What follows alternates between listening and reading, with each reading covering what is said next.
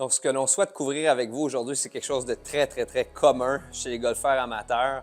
C'est le fameux sway. Sway, par définition, c'est un mouvement latéral, peu importe d'où il provient. Celui qui est plus omniprésent chez les amateurs, c'est le mouvement latéral provenant du bassin. Plus spécifiquement, on va décrire la hanche arrière comme la fautive. Donc, pour moi, en tant que gaucher, si je m'élançais pour frapper dans cette direction-ci, ce serait ma hanche gauche qui s'évaderait trop longtemps vers l'extérieur lors de l'élan arrière, ce qui mène à une autre caractéristique que l'on couvrira lors d'une vidéo subséquente qui est la colonne inverse. Colonne inverse voulant dire inclinée à l'opposé d'où elle était au départ. Donc, commençons par le mouvement latéral de sway du bassin ou plus spécifiquement, comme je le mentionnais, de la hanche arrière.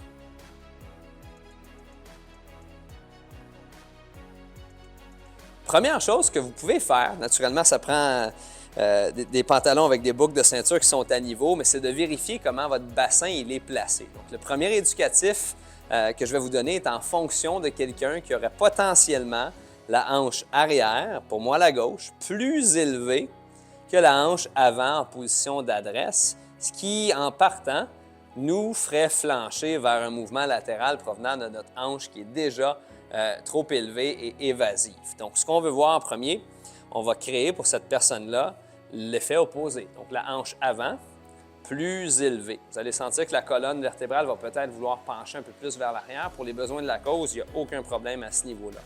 Aussitôt que je fais ça, que ma hanche arrière a été placée plus à niveau et même plus bas que la hanche avant, bien, cette hanche-ci va être plus encline à tourner comme ceci et d'éviter le mouvement latéral. Donc, première chose, on nivelle le bassin, on exagère l'élévation de la hanche avant, on abaisse celle qui est en arrière. On voudrait garder ce ressenti-là tout au long de l'exécution.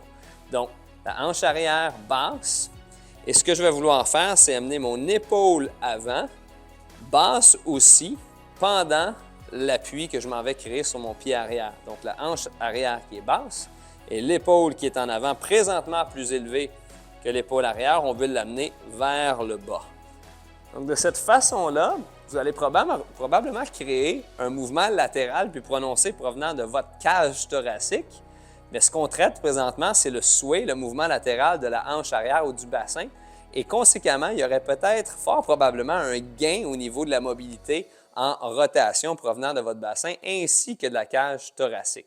Si vous vous êtes fait évaluer par un expert TPI et qu'on a ciblé que vous avez des restrictions au niveau thoracique, au niveau des hanches, au niveau cervical, sachez que ce travail-là peut être fait en vain. Donc, assurez-vous de savoir où est-ce que vous avez des petits cadenas qui vous empêchent de bouger avec mobilité.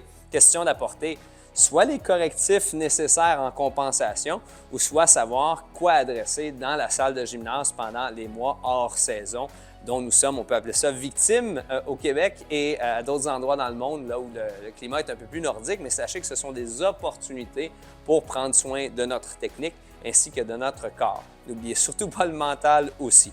Donc, hanche arrière basse, position d'adresse avec l'épaule avant qui est plus haute et je dirige l'épaule avant vers le bas, alors que ma hanche arrière un peu se sauve de cette épaule-ci et de là, je n'ai absolument aucun mouvement latéral provenant de mon bassin. Gardez en tête que j'ai un appui sur mon pied arrière, ce n'est pas un évitement que je suis en train de produire. Je vais amener mon épaule avant vers le pied arrière et de cette façon-ci, ma hanche arrière est restée bien en place.